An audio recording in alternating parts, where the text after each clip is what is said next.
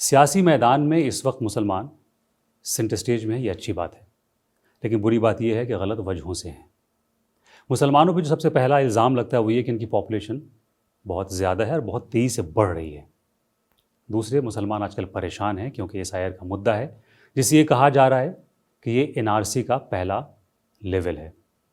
तीसरा मसला है मुग़लों से जुड़ा हुआ। हिंदुस्तान का हर मुसलमान मुग़लों का रिश्तेदार है और इन तमाम मसलों में मुसलमान कहाँ फंसा हुआ है और कैसे इससे बाहर आए, इसके लिए मेरे पास सिर्फ एक ही शख्सियत है जो इन तमाम सवालों का जवाब दे सकते थे, और वो हैं जनाब एसवाई कुरैशी साहब।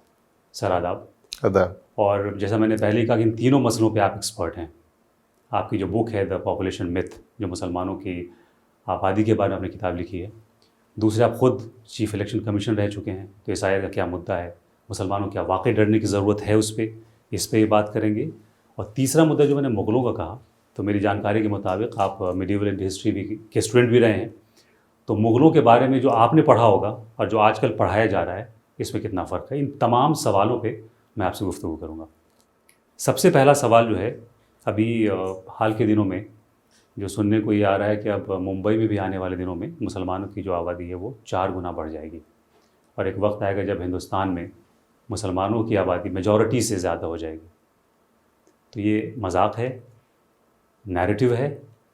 चूँकि आपने किताब लिखी है तो मैं उस हवाले जानना, चूँकि आपके पास डेटा है, उस हवाले से मैं जानना चाहूँगा कि ये कितना सच है इसमें। नहीं, आपने खुद ही एक अच्छा लफ्ज़ यूज़ किया कि मजाक है और बड़ा मिस्चीवस है और नादानी पे बेस्ड है। जी। ये किताब जो मैंने लिखी, ये भी एक्सीडेंटली मैंने लिखी कि 1995 के लगभग मेरे पास UNFPA के कंट्री डायरेक्टर, जो कैनेडियन थे, not Indian Canadian but white Canadian, वो मेरे पास आए कि साहब हम चाहते हैं कि आप फैमिली प्लानिंग इन इस्लाम के ऊपर एक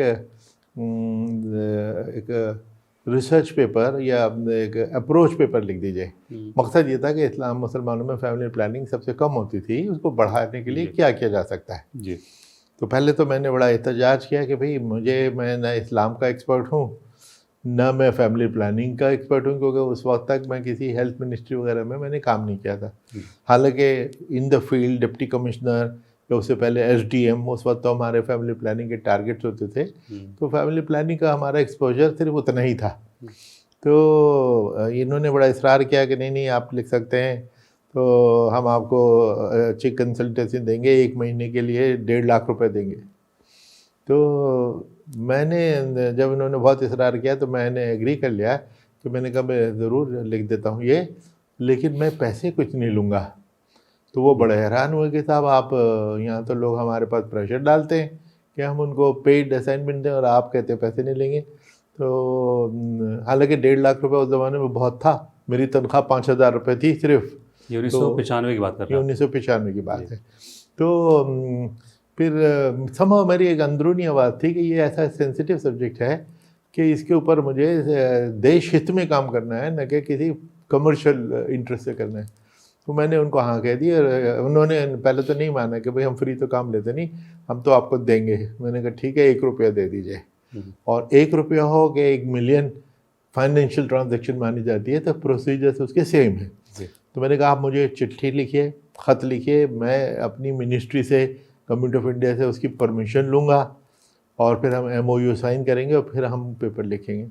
तो मैंने इस तरह शुरू की। उस वक्त मुझे खुद कुछ नहीं मालूम था कि मैं क्या ढूंढने जा रहा हूँ और क्या मुझमें से निकल के आएगा। मेरे कई दोस्तों ने मुझे डराया कि वो ज़माना था कि सलमान रुश्दी और तस्लीमा नसरीन, वो कंट्रोवर्सी पीक पर थी कि साहब आप ऐसी कोई चीज़ ना लिख डालिएगा कि जिससे आप ख़तरे में पड़ जाएं, फतवा जारी हो जाए। तो मैंने कहा नहीं, वो तो खुराफाती लोग हैं दोनों, और मैं तो अच्छा नेक मुसलमान हूँ, हालांकि प्रैक्टिस में नालायक हूँ, लेकिन बिलीफ में तो मैं पूरा हूँ। तो इसलिए मिसचिफ का तो कोई सवाल ही नहीं पैदा होता। लेट मी सी कि मैं क्या निकल के आता है। अब जो मैंने स्टडी किया, 32 पेज का उसका एक पेपर आया। 1 महीने तो नहीं, 2-3 महीने 4 महीने लगे, लेकिन चूँकि फाइनेंस तो कोई इन्वॉल्व ही नहीं था तो उनको भी कोई एतराज़ नहीं हुआ। उसने मेरी आंखें खोल दी और उसमें ये निकल के आया कि मुसलमानों का रेट ऑफ ग्रोथ औरों से ज़्यादा ज़रूर है, लेकिन 7-8 बच्चे के ये हिंदू फैमिली के 2 बच्चे हैं और मुसलमान के 10 बच्चे होते हैं, ये बिल्कुल नहीं था। 1991 में NFHS 1 और 2 आया था, NFHS 1 आया था, उसमें लिखा था कि गैप सिर्फ एक बच्चे का रह गया है 30 साल पहले, कि हिंदू मुस्लिम पॉपुलेशन के उसमें एक है। मुसलमान तेज़ी से फैमिली प्लानिंग अडॉप्ट कर रहे थे, बल्कि सबसे ज़्यादा तेज़ी, सभी कौमों के मुकाबले में मुसलमान तेज़ी से फैमिली अडॉप्ट कर रहे थे। तो ये तो बड़ी अच्छी पॉजिटिव चीज़ थी। दूसरे उसमें ये निकल के आया कि जो प्रोपेगेंडा होता है, जो बाद में ज़्यादा तेज़ हुआ, उस वक्त तो इतना था भी नहीं, कि मुसलमान इतनी तेज़ी से बढ़ रहे हैं कि ये तो जो पॉलिटिकल पावर कैप्चर कर लेंगे।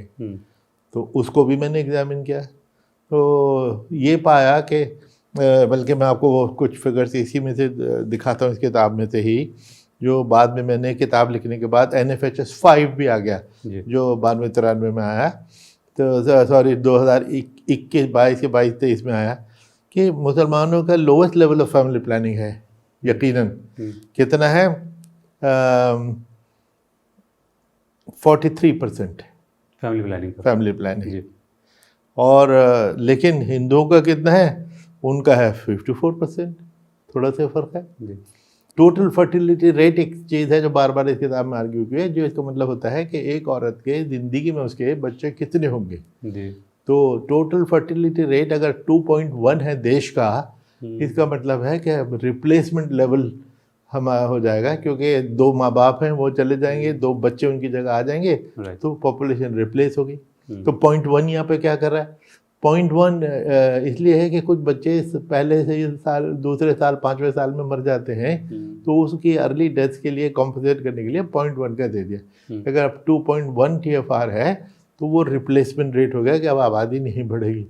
तो उसमें भी हम देखेंगे मतलब अगर आसान लफ्जों में समझूं कि पेरेंट्स हुए 2 लोग हुए, वो 2 चले गए इस दुनिया से, उनकी जगह पे 2 बच्चे हुए, 2 बच्चे आ गए, तो रिप्लेसमेंट रेट का मतलब ये होता है, रेशियो नहीं बढ़ेगा। लेकिन वो इसको हम 2 नहीं गिनते, 2.1 को रिप्लेसमेंट गिनते हैं, क्योंकि 1 इसलिए है कि कुछ बच्चे जल्दी भी मर जाते हैं, तो उनका मार्जिन रखने के लिए 2.1 नेशनली क्या इंटरनेशनली एक्सेप्टेड नॉर्म है। तो मुसलमानों का TFR है 2.3, स्लाइटली अबव, और पूरे इंडिया का है 2.1, slightly above, very slightly above. और इसी तरह हिंदुओं का भी है 2.13 एंड 2.3, बहुत ज़्यादा फर्क नहीं रह गया। और एक खूबसूरती की इसमें बात है कि मुसलमानों की जो फैमिली प्लानिंग की अडॉप्शन है वो बहुत तेज़ी से बढ़ रही है, तो वो इस चीज़ को समझ रहे हैं। और तो और इसमें एक चीज़ भी ये भी आएगी उसमें कि भाई क्या इस्लाम फैमिली प्लानिंग के ख़िलाफ़ है। मेरा एक पूरा एक चैप्टर इसमें है।